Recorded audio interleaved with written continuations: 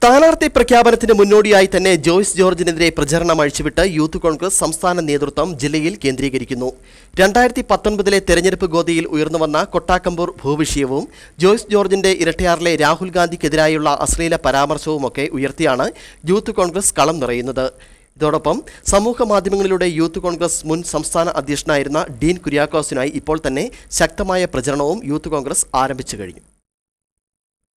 ജോയ്സ് ജോർജും ഡീൻ കുര്യാക്കോസും തമ്മിലാകും ഇത്തവണത്തെയും ഇടുക്കിയിലെ പോരാട്ടമെന്ന് ഏതാണ്ട് ഉറപ്പായി കഴിഞ്ഞു. നാളെ LDF സ്ഥാനാർത്ഥികളെ പ്രഖ്യാപിക്കും. UDF ഇനിയും സ്ഥാനാർത്ഥി പ്രഖ്യാപനം നടത്തിയിട്ടില്ലെങ്കിലും ഡീൻ കുര്യാക്കോസ് ആണെന്ന് ഉറപ്പിച്ചു തന്നെയാണ് യൂത്ത് കോൺഗ്രസും വിവിധ പോഷക സംഘടനകളും പ്രചരണം ആരംഭിച്ചിട്ടുള്ളത്. ഇതേസമയം ജോയ്സ് ജോർജ് തന്നെയാണ് സ്ഥാനാർത്ഥി എന്നത് മുൻനിർത്തി യൂത്ത് കോൺഗ്രസ് വ്യാപകമായ പ്രതിരോധമാണ് തീർക്കുന്നത്. 2019 തെരഞ്ഞെടുപ്പിൽ ഉയർന്നു വന്ന കൊട്ടക്കാമ്പൂർ ഭൂവിഷയമടക്കം പ്രചരണ ആയുധമാക്കി മാറ്റുവാനാണ് യൂത്ത് കോൺഗ്രസ് ശ്രമിക്കുന്നത്. ഇതിനോടൊപ്പം ഇരട്ടയാറ്റിലെ പാർട്ടി പരിപാടിയിൽ ജോയ്സ് ജോർജ് രാഹുൽ ഗാന്ധിക്കെതിരെ നടത്തിയ വിവാദ പരാമർശമടക്കം പ്രചാരണ ആയുധമാക്കി മാറ്റുകയാണ് യൂത്ത് കോൺഗ്രസ്. ജില്ലയ്ക്കകത്ത് യൂത്ത് കോൺഗ്രസിനും UDFിനും ശക്തി പകരുന്ന രീതിയിലുള്ള പ്രവർത്തനങ്ങളുമായി മുമ്പോട്ട് പോകും.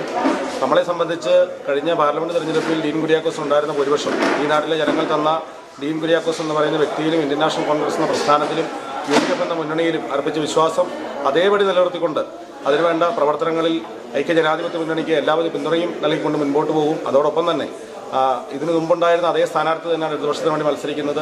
അദ്ദേഹം ഇതിനു മുമ്പുണ്ടായിരുന്ന തെരഞ്ഞെടുപ്പിൽ മത്സരിച്ചപ്പോൾ അദ്ദേഹത്തിനെതിരെ ഉണ്ടായ ആരോപണങ്ങൾ അതേപടി നിലനിൽക്കുകയാണ്. കൊട്ടാക്കമ്പൂർ ഭൂമി ഇടപാട് ഉൾപ്പെടെ ആദിവാസികളുടെ ഭൂമി തട്ടിയെടുത്തത് ഉൾപ്പെടെ നിരവധിയായ വിഷയങ്ങൾ. അതോടൊപ്പം തന്നെ ഞങ്ങൾക്ക് ഒരു പ്രതികാരം കൂടിയാണ്.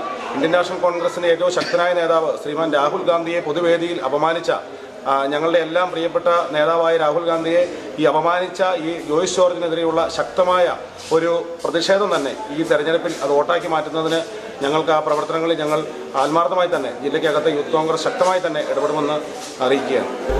എന്തായാലും നാളെ LDF സ്ഥാനാർത്ഥി പ്രഖ്യാപനം നടക്കുന്നതോടെ ശക്തമായ പ്രതിരോധം തീർത്ത് രംഗത്ത് വരുവാനാണ് യൂത്ത് കോൺഗ്രസ് നീക്കം. News bureau, Udumbanchola.